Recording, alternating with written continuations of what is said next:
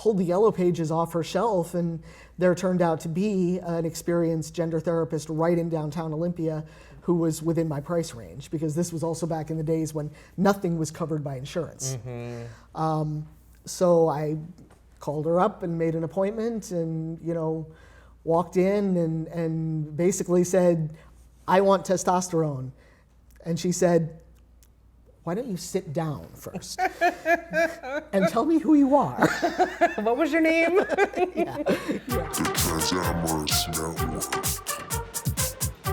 Hi everybody, welcome back to the Transamorous Network. This is Remy Ilmatar Hayden, and I am in Tumwater, Washington today, and my special guest is Luke Miller. Welcome Hello. to the show. Hi, we're Hi. so happy to have you. Well, thank you for having me on. How are you today?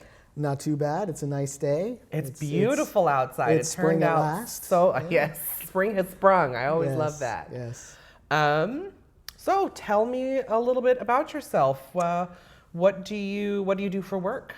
Right now, I am disabled and unemployed, but I do a lot of volunteer work here in the Olympia community. Okay. I'm heavily involved with most of the gay, lesbian, bisexual, and transgender organizations in town. Oh, that's lovely. Let's see, I'm on the board of our local chapter of PFLAG. PFLAG. Thank you, PFLAG. Which is a I do. international organization. Yes. And let's see, I'm also, I facilitate support groups for GLBTQ high school students through an organization called Pizza Clatch, which is local here. Say that again? Pizza Clatch. Pizza Clatch? Pizza Clatch. It's right. it's a small organization, but growing. It's local here to Thurston County. Okay. But we send trained facilitators into the local high schools to hold support groups at lunchtime for GLBTQ youth and their allies. Oh, that's and lovely. we're in every high school in Thurston County now, and we're expanding into middle schools. Oh, this makes my heart happy to hear these things. Yeah. That's great. I'm also on the board of Empowerment Washington, which is HIV and AIDS education and prevention organization. We do online workshops about safer sex, PrEP and PEP, where to get tested, things like that. We do a World AIDS Day gala every year. Oh, lovely. Also, that's how we met, because we came to the Centralia College Sexual Health Fair. Yes, with so as Empowerment. our lovely guests will remember, not too long ago, Perry and I were invited up to Centralia, Washington, to an LGBTQ-based sexual health fair at the community college in Centralia, which is where we met Luke and some other wonderful people. Yeah. Thank you Yeah. for all of that work that you do. Yeah. As many of those categories apply to my personal life, so I Yes, thank you for yes, that. Thank yes. you. How would you say you identify yourself? Well, I in terms of gender and sexuality. Sure. I am a gay trans man. Okay. I was assigned female at birth. I began my transition after moving here to Tumwater back in 2003. 2003. I And lived from here for where? I grew up in Massachusetts. Oh, wow. A little Okay. town called Amherst, Massachusetts, Okay. which is where I went to the University of Massachusetts there, and moved out here originally to go to graduate school at the Evergreen State College.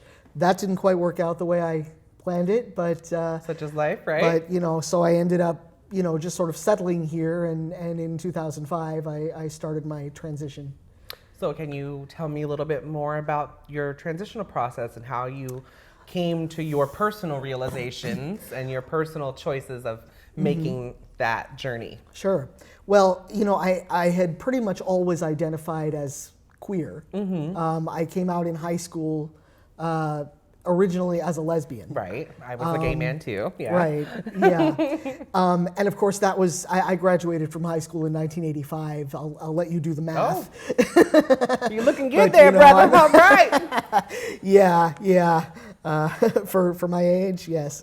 But back then, of course, the language was still pretty limited. Yes. The word transgender wasn't really in very wide public usage. It was the Reagan Bush era. You know, it was kind of the height of the AIDS pandemic. Right. You know, the social and political context was, you know, maybe quite different from what it is today. Absolutely. So, you know, I was sort of searching to find, I mean, I always had a sense that my body did not match my sense of self. Right. But then on the other hand, I always knew that I was queer in some way. Right. You weren't so- normal, as they would say it. Well, I always knew that I fit somewhere in the GLBT. Well, you know, that we didn't have the T quite so much then. I knew I was a letter, I just didn't know which one. Yeah, and we were still very much in the process of reclaiming the Q. Yeah, You know, absolutely. so it was, you know, with this very limited lexicon of terms, I was trying to find where I fit Right. in that community. You know, and I always had that kind of sense that gender was at the bottom of this somewhere, if I could just get to it. You know, but So what led you to get down there? What led you? well, so like I What said, I came stories? out. What? Yeah, I came out in high school. I was one of maybe 3 openly, you know, queer folks people, in my high school. Although we did have a couple of out teachers, which was good. Oh, that's nice. Can make a difference. Yeah, but that sort of I guess I started my career as a queer activist pretty early. You know, one day my school guidance counselor came to me. I had just come out very publicly to the whole school. It was easy. I just told the school gossip, and it was all over the place by the next day. Telephone, tell a friend, tell her. It's basically, yes, exactly. This was in the days before the internet. Oh, and, yeah, You know, we absolutely. didn't have iPhones or smart pods or any of that. None of that. Yeah. You know, we were just barely, I mean, I was still using a rotary dial phone. Yeah, I mean, that gives you an idea of, I'm an antique here. But anyway, my guidance counselor came to me and said, you know, I want to start a support group for students who are having social challenges, academic challenges, difficulty at home, whatever, and I'd really like you to be a part of it. And I was like, oh, well, okay. You know, and that was the first support group I ever got involved with, and I've been doing stuff like that pretty much ever since. That's awesome. So You moved from So Massachusetts to Tumwater. So I grew up in Massachusetts. Amherst is one of those. It's very much a college town. You know, with a basically a university campus so big it has its own zip code. Oh, wow. You know, so I grew up in what could have been a very like small, you know, one of those little New England towns that you see on calendars, you know, with like the little red church in the Glen kind of thing. But we also had, you know, several colleges and a big university. So we had international students. We had, you know, people from all over. So it was a relatively liberal area to grow up in. Nice. Helpful. Yeah. Helpful. Yeah. Which made it very easy to be out and active as a GLBTQ person. I can totally relate. Yeah. So I grew up there. I graduated from the University of Massachusetts. As an older student, I took a few years off.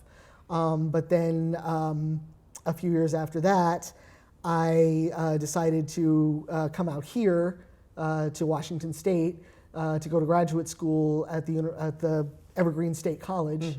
I spent a year there, and then I had some health problems and some financial problems. So I ended up dropping out of their graduate program. Okay. But, you know, I pretty much settled here in Olympia, you know, here in Tumwater. The Olympia area. Yeah. Olympia, the state capital of Washington, for those that don't Yes, our seat of government. So then know. As it is. it was actually Pride Day of 2005. Okay. We had been having our Pride Festival in Sylvester Park downtown, and I wandered up the street to one of the local bookstores that had put out a selection of GLBTQ literature in honor of Pride Month. And I ran across a copy of Body Alchemy by Lauren Cameron, who is a San Francisco-based photographer, Okay. media artist. who had put out a book many years previously, images of trans men. I think I've seen this Yeah, book. yeah. I think I've seen this book. And I picked it up and started reading it, and it was sort of like, Ding. the light bulb finally Yeah. went off. And, I realized, this is what I've been wanting to do for years, but I just hadn't known what was possible. Right. When I finally saw images of what could be done with testosterone and surgery. Anyway, so it was a real revelation to me, that what I had wanted all these years was actually possible. Right. Right. So I went straight to my doctor. I was actually working across the street at the Motel 6 at the time.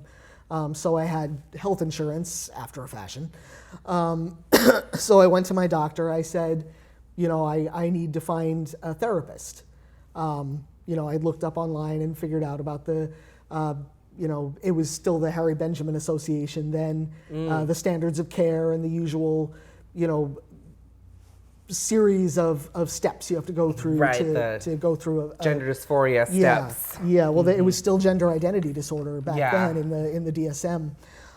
So she basically pulled the yellow pages off her shelf, and there turned out to be an experienced gender therapist right in downtown Olympia who was within my price range, because this was also back in the days when nothing was covered by insurance. So I called her up and made an appointment, and walked in and basically said, I want testosterone. And she said, why don't you sit down first and tell me who you are? What was your name? Yeah. All right. So, but you know how it is. Once you get on that path, it's like, There's I no want looking this back. done yesterday. Yeah. In fact, I want this done 20 years ago. Right. But since we can't do that, can I have it right now? Right, exactly. So, I went and did my legal name change on my birthday that year. That's and, awesome. That's a great idea on the birthday. Yeah, yeah. Which fortunately is pretty easy here in Thurston County. It's you pay a court fee, you show up on the day, and the judge gives you your certified court order. Yeah, I had mine done in Portland. Yeah, It was pretty easy. yeah. But all in all, I guess I'd say that my coming out and transitioning as trans was also a pretty public thing, just like my earlier coming out as queer had been. So it's 2005, you've found a book, you've found a therapist. I was 38 years old. 38 years old? Yep. You're Yeah. it happens when it's supposed to. I'd come out for the first time at 15, At 15. in high school, just as kind of a generic garden variety queer, I guess. Yeah. But yes, I understand. I was sort of I was always kind of a lifelong disciple of Harvey Milk. Yes. I'm sure some people will recognize that name. I'm from the Bay Area. Yes. So I yes. guess very much. Well, so how so much of his message was come out, come out, come out. Be open, be public, let people know who you are. So that principle, I guess, kind of guided my whole coming out experience from high school to coming out later as trans. That's amazing. Thank you for that story. Yeah. So you've begun your transition now. Actually, I've been in transition for about 10 years. Let's say we're 2005, 2006. We're in our transition now. We've begun therapy. How long did it take before you were allowed at this time, or before you were allowed to have testosterone? Just a little over a year, I guess. Yeah. And I think that the reason for that is because, I when I first went to see my therapist, I presented as very, certain of the path I wanted to take. And she said, okay, well, you seem very sure about what you want. So, and she had many years of experience helping people transition. So she had like a whole list of topics that we needed to cover in therapy in order to, from the actual diagnosis to, support systems, to overall mental health, overall physical health, financial, considerations, how you're going to pay for this, and Because as just a we all whole- know, it's not yeah. cheap. No, it isn't. No, it isn't. And again, this was Even with assistance, it's not cheap. this was before.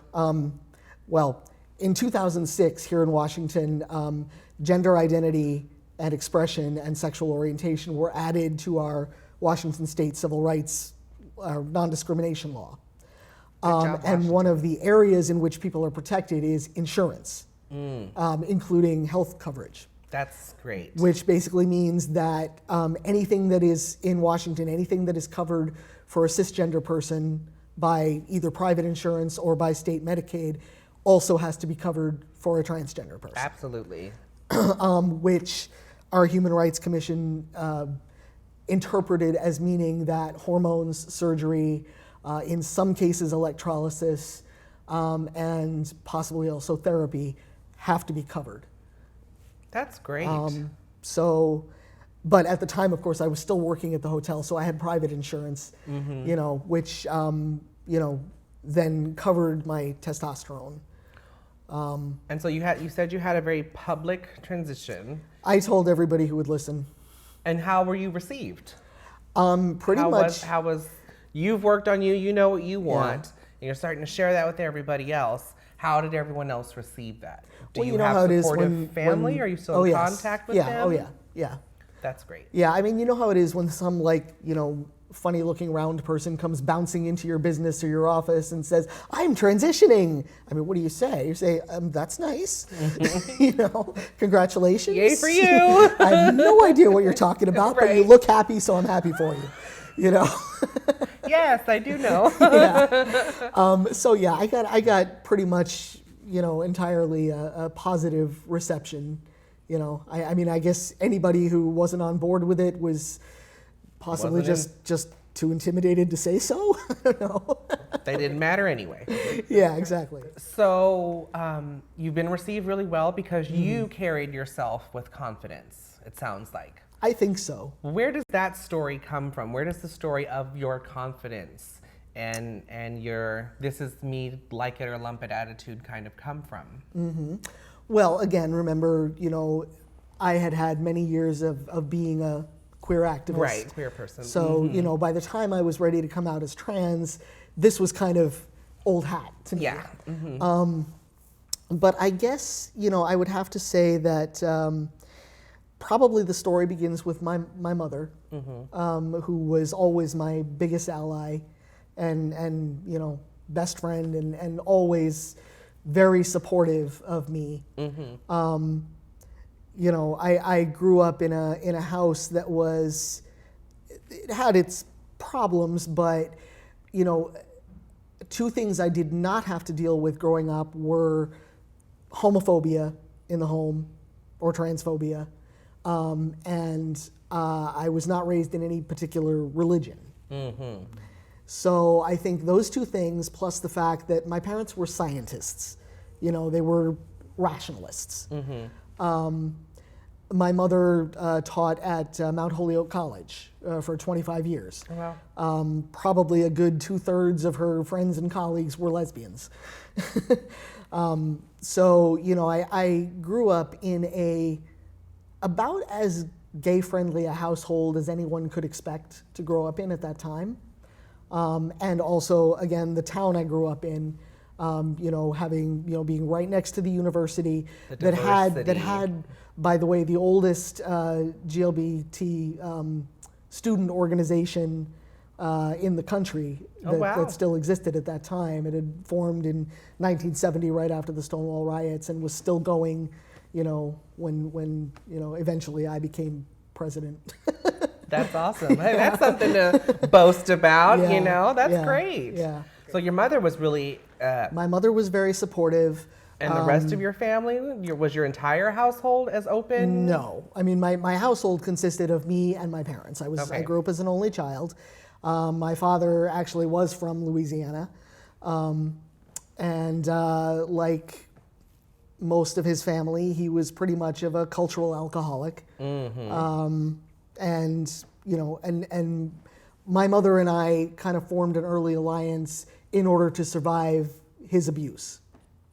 So, that was kind of that's sort of the downside of, You know, it's like I had one very, very supportive parent who gave me a lot of confidence and, you know, taught me that I should, you know, stand up for what I believed in. I mean, I was pretty much raised to be an activist. I think that's, you know, something that most people don't my question is, have in their what life. is it in you that chose to follow your mother's line of life as opposed to your father's line of life? And can you put a finger on that? Well, I, you know, can't say I much liked him. I can relate. It's, you know, I mean, obviously, you know, you grow up in a house where you know, someone is terrorizing you and you know, the people you love. You know, that's not a real good situation for bonding. Yeah. You know, so I think, you know, he and I pretty much were oil and water from the very beginning. I never really formed very much of a relationship with him, and when my mother finally got it together to move out and leave him, and that was after I'd started college and turned 18, you know, I just wrote him out of my life. I just know that there's going to be a lot of our viewers that have very maybe different stories and maybe didn't have that positive parent and maybe had two negative parents. Yes. And our life is created by the stories that we tell ourselves, right? We've been over this before. And if you're new to us, I'm so glad you're joining us. And I hope you can hear what our message is. Yeah.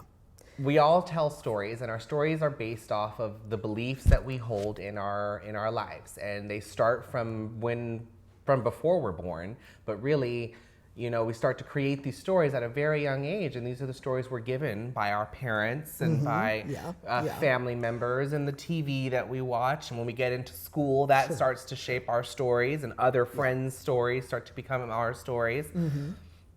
And a lot of time these stories can be very disempowering to us. Yeah, that's true. And obviously I realize that I speak from a place of privilege. But, you know, I think that we can also exert some control over those stories. Absolutely. I mean, we can't always control what happens to us, but we can certainly control how we respond to it. Did you hear that? Say that you know, again. We can't control what happens to us, and we can't. We can't control anybody else but ourselves. And so what we can control is how we respond to any situation. It's our perspective, the perspective and choices that we make that determine and dictate our lives.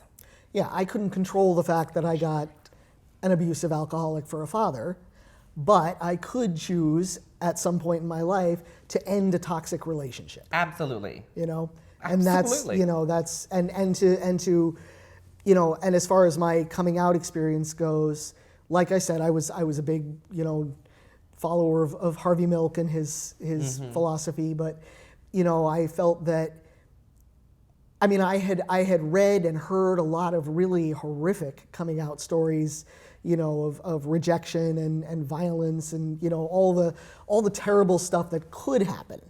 And does to many people. And does. And I figured, okay, some of this stuff could happen to me, but I'm going to do everything I can do to make this as positive an experience as I can make it. Absolutely. You know? So I want to go back to something that you said, and I think it's important for our guests to hear this. You can choose to not stay in any toxic relationship. And that includes the people that you were born into.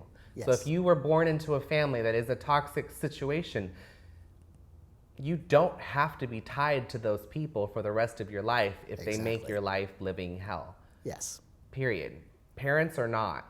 I have actually a very similar story in the fact that my father was an alcoholic and drug addict and lots of different situations and things, and I chose for a very long time to cut him out of my life. Forgave him for what he did. He did the best he could with his diseases and his alcoholism. Did what he could, because I did take a lot of really wonderful things from my father. You know, I learned some really great things that made me who I am today. Right? But I also know that there's a lot of pain that was there. But I chose to no longer let that happen. Right. I don't let anyone else talk to me that way. Why would I let you just because you're my sperm donor? That's not Precisely. Yeah. It's not going to work for me. And it's easy to say, but it's a lot easier to do than you think it is. And it's more harmful to stay in these situations and try to force something that just isn't going to happen. Yeah. You know, and it can be very hard. And families can be your worst enemy and they can be your best ally. It just depends on the situation. Sometimes they can be both at once. Absolutely. I would have liked to get my father out of my life a lot sooner, but the circumstances were such that, you know, my mother wasn't prepared to leave him until I was an adult. Right. And there could be no question of a custody battle. Mm-hmm. So, you know, when I was 18, finally she moved out, you know, started the divorce proceedings. And by that time, I was also out of the house and at college and on my own and, you know, independent of that household. Mm-hmm. So sometimes you do have to wait a little bit and plan a little bit. And get to I a believe place that all where things happen in time as they Yes. should. Yeah. And some of you might be out there in the middle of these type of situations that we're describing in a really negative place or with a really negative family or negative surroundings. And you're not sure how to get out of that, and you feel very stuck, and it feels very disempowering. If you want to find out how to get through this, tune into some of our other shows where Perry and I go in detail on how to change the stories that you're carrying to find the power within yourself to get the hell out of there and to leave these people behind. So I think that's absolutely wonderful that you were able to find the power and the strength in yourself to do what you needed to do for yourself. And that's what's really important. Yeah. And so I'd like to take it back a little bit to, so you've started your transition, you're 2005, 2006, you've been in therapy for a year, you've started testosterone, you're out loud and proud. How has the love life been for you? What have your experiences been in, and you said you identify as a gay man, right? Yeah. So what have your experiences been in the dating scene? I mean, I know what mine are, and I know a lot of other trans women's are, but we actually haven't had a lot of trans men on our show. So it's great to get this other side of the perspective, because as I've told you guys before, season 2, we are broadening our horizons and bringing you a lot more content and different people to relate to. Well, let's see. So I haven't really dated a whole lot. I haven't really been in a serious relationship since I started my transition. But mostly I've focused on trying to build my social life. I did date another trans guy for a little bit. That was not a situation that was destined to last. Mm-hmm. You know, he was still sorting out his identity, and he was also married. Oh, wow. You know, which complicated matters a bit. Mm-hmm. So that was brief, and that's really been pretty much it as far as formal dating. Oh, wow. Yeah. Okay. So Because I know for a there lot of wasn't much to talk about. That's all right. See, in the experience that Perry and I have had doing these shows and working with the Transamorous Network and interviewing lots of different trans women, there's a lot of commonalities in certain parts of the story. Sure. Even though each one of us has a very different story, there's some commonalities, especially when it comes to the dating scene. Yes. And as far as trans women go, there's a lot of fetishization, there's a lot of sexualization, and we play our part, ladies, in that. You know, going on Craigslist, posting your own, you know, ads up there and all these different things, doing hookups, right? You know, and it brings a level of validation for us at that moment and at that time, but it's really not fulfilling, you know, because we really are looking for more than just, okay, he sees me as a woman. Oh, is he actually seeing me as a woman? What is he seeing? Yeah. He doesn't want to see me in the daylight. He doesn't want to take me outside of the house. He won't take me on a date. He's my boyfriend, but we've never been out of the house together, right? So there's these interesting commonalities in the trans women that we've interviewed, and we play a part in that. You know, we all play a part in everything that happens. It always takes at least two, right?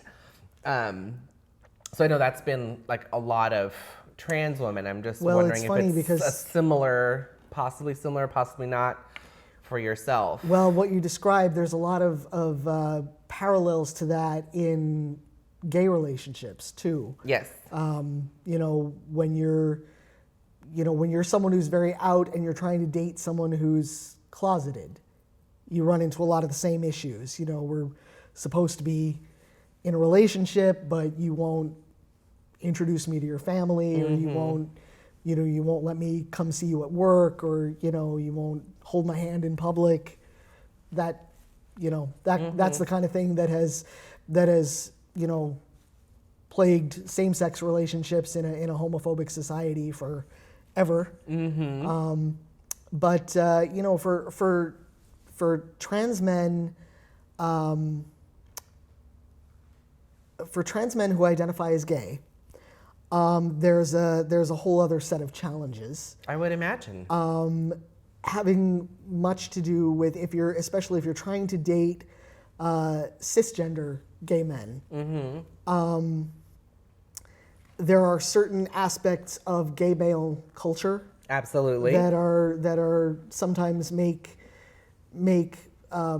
gay space hard to access for trans men, especially preoperative trans men. Absolutely, I could definitely see that. I mean, Yeah. I've not been shy with my viewers that I came out as a gay man at 13 and lived that way for 20 years before before the transition true transition began, official transition began. Right. Yes. So I lived in the gay world for 20 Yeah, years, yeah. and so Well, so you know how well, for lack of a better term, dick-centric it can be. yeah. Well, yes, Yeah. yes. I hope that's a word we can use. Absolutely, dick-centric. Yes. Hashtag. Yeah. And that added to the misogyny that you will sometimes experience in gay male culture. Not saying all gay men are like that. Absolutely. Absolutely.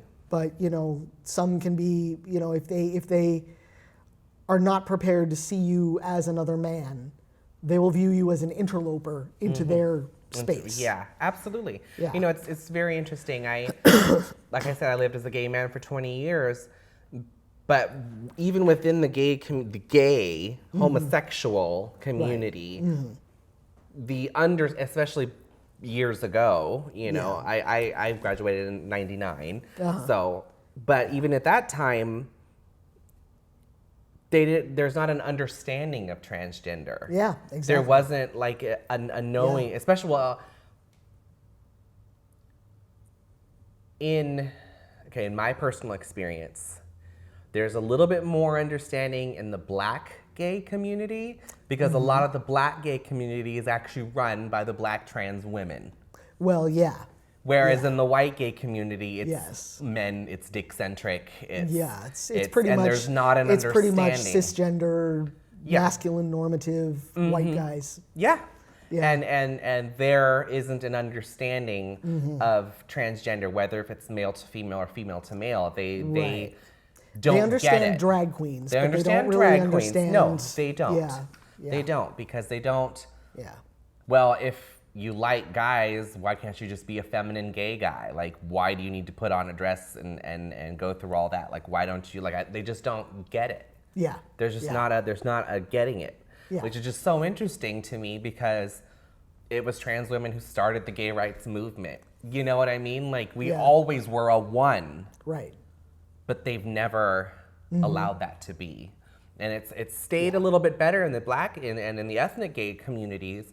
You've got your houses and balls and Right, and voguing and all that kind of idea. Yeah. There's the mother of the house, and so there was always more trans women Right. in my back, like growing up because I'm from Oakland, so it was a right. Black gay community Sure. that I came out Sure. into, and then Yeah. when I moved to Southern California, it was more like a white gay community, and so it was a very high contrast for me to see that, and so I can totally understand how a gay trans man would have a very difficult time. Yeah. That's Yeah. interesting. Yeah. and then, something of I course, haven't necessarily thought about, to be honest. Right, and then of course, there's the whole dysphoria thing, that it's very hard when you feel disconnected from your own body to share that with a partner. Yeah. Yeah, absolutely. Yeah. Lots of gay trans guys, they go on Grindr or, sites like that, looking for anything from hookups to permanent partners. And, some of them encounter some success. But how often is it a true success, and is it a fulfilling? Well, I guess that depends on how you define success. And, True. It's true, but if you get what you're actually looking for, then it's a success. True. I mean, if you're just looking for a one-night hookup, and that's what you find, then yeah, and as long as you don't expect anything more. Exactly. Which is not always easy. Yeah. Yeah. I mean, at this point in my life, I would say I'm not really looking for a permanent partner. I kind of like living alone. Having my own space. I like not having to, account for my time to anybody. I like being able to, drink out of the milk carton and leave my socks lying around and nobody complains. Oh, boys, no matter there's how they started out, they're all the same. Well, but there are a lot of advantages to being single. I'm recently married in September. So I sometimes miss my alone time. Thank you. Yeah. So I can relate to that. Yeah. We all can relate that. We all need some personal space, even in a relationship. Sure. It's really important to have alone time. I know couples that they'll take their vacation together, but they also each take a separate vacation. Yeah. To help keep the sanity, to help keep the peace, to give each other that space. Sure. You can't be up under somebody all the time. Nobody wants that. And I was in a few long-term relationships before I transitioned. And the issues that caused those relationships to end had partly to do with gender, and the fact that I was trying to date men in a female persona, and dating mostly straight and occasionally bisexual men who thought that they were dating a woman. Right. Obviously, that wasn't going to work out. Right. It just doesn't quite line up. Yeah. But then too, I found that I had a lot of other issues that would have been the same, no matter what the mix of genders involved. And I'm sure part of that has to do with, growing up as an only child, never really learning to, share a bathroom or, That definitely, it plays a part. Again, that's a story though, right? Folks, that's a story that you have. You're an only child. You've never had to share your stuff, right? And that recognize it as a story. That's a story that you carry. And you either keep that story on some level, or you adapt it and grow and change and learn to share, or you know what I mean? Well, I did for several years. I was in a relationship with a guy who also grew up as an only child. Now they say that's like the worst possible combination. You never get two only children together because they can't share anything, and they just But we were able to set things up so that we each had our own separate space, and we could, still get together. Yeah. Right, absolutely. And I think that's important. Right. No matter only child, 15 children, having your own space. Yeah. Even if you were one of 10 or 20, you want some space too. Oh yes, I can You've imagine. learned to share really well, but what is yours is yours. Don't touch it. Yes. Yes. And I did live for almost the entire time between leaving for college and moving out here. I lived with in a multiple housemate kind of situation, which has a lot of the same features as living in a relationship. Yeah. And sometimes I did both at the same time. And boy, when I got out here and I had my own apartment, it was like I've died and gone to heaven. I've got, you know, my own kitchen. Nobody messes up my dishes. Nobody like steals my ketchup. Nobody, you know, leaves their shit lying around. You know, it's like finally my own space. That's awesome. And that's very important to me. I think my ideal situation at this point would be, you know, if I just had like 4 or 5 good fuck buddies, if that's a word we can use. You can absolutely use it. You know, Friends with benefits. something like that. Yes, yeah. Just, you know, people who I can, you know, Be intimate with. call hang up out with. every now and then and say, you know, I'm lonely, or I'm, you know, Yeah. let's get together and take the edge off, you know, Right. and then go back to our lives, and you know. We all So- got something that works for us. Yeah. And I'm here Yeah. for it. I love it. Yep. That's awesome. Yeah. So that, I guess, is I can't say that I'm making huge efforts toward that, because frankly I've just got enough to occupy me, and I've got, Well, here on the network, Yeah. the way we believe about it is you're not supposed to put effort into it. Okay. You're not supposed to be out there on them grinder and hookup sites and stuff like that, unless that's what you're looking for, right? Right. But if you're looking for something more, you don't do anything. You put your true intention, you build a story of what it is you really want, not in a negative way, but what you actually want, and you put it out there, and then you go about your life. Right. And you just do your thing. Yeah. You know, and that's really important. You just got to do your thing and keep living your life and making it as happy and as joyful as possible. Sure. And the people that you're supposed to have are going to fall in your lap. And that's the way, you know, they're gonna Literally? come into you. Well, sometimes it could be literally. Yeah. You know, and that's the thing, is you could literally bump into somebody. It could be at a grocery store. It could be on an interview. Like, I met my husband because he was a guest on our show. And it just There you go. worked Yeah. out that way. Yep. But, and he was from DC. So he moved here from Washington, DC. Wow. So they may not be down the street. They might not be around the corner if you're looking for that ideal partner. Yeah. But it's believing that they're out there somewhere. Knowing that if you're a trans woman, not that all men are, or a woman who dates men, or anybody who dates men, that not all men are scum. They're not all scum. No. You will get a lot of scum that will rise to the top first, but you just scoop it off, throw it away, and all the good stuff will start to come out, and the right people Well, will start to come into I your mean, life. I believe that men are not scum by nature. I believe they're taught to be scum. Absolutely. You know, in a patriarchal society. Absolutely. And that they can unlearn Yes. that behavior. Absolutely. You know, and I mean, the whole concept of a tranny chaser in our, what we talk about here on the network, our concept is that they're a trans attracted man Yep. who is in a very early stage of his evolution, yes, and in his trans attraction. Yeah. And it comes out as what we call a tranny chaser, right? Yeah. Sure. But and many of them do progress past that, right? Where they they begin to start to feel that there's emotions and that these people aren't just sex objects, and you know. Yeah. Yeah. And that's where they become trans attracted, trans activists, you know what I mean? And they Yes. become Yes. transamorous, and they get Sure. to that Yeah. level. Yeah. And it's just and it's of course you can steps. be a trans attracted trans person. Absolutely. Too. You know, I mean, I know have, many you folks know, that are. Yeah. Yeah. Yeah, I've got 2 girlfriends of mine that are both trans women that have hand-fasted and married. Yeah. Yeah. So absolutely. Yeah. Yeah. That one guy I dated, he was, you know. I've been he hit was- on he by was an quite a few FTM too, trans and- women, yeah, actually. Yeah. Come to think of it. Yeah. Like, thanks, no thanks. Yeah. I mean, he was just at the beginning of his transition from female to male, and you know.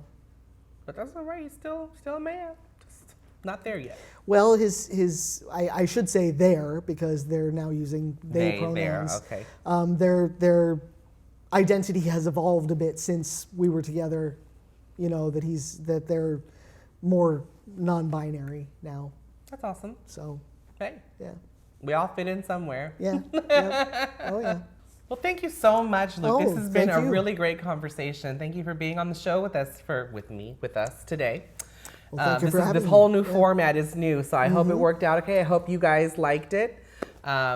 Remember that we all have a story, and that we all have the power to change those stories, to make them better stories, and to find ourselves and to find the love that we're looking for. Stay tuned, keep watching, don't forget to like and share, and we'll see you next time. Ciao. The Transamorous Network.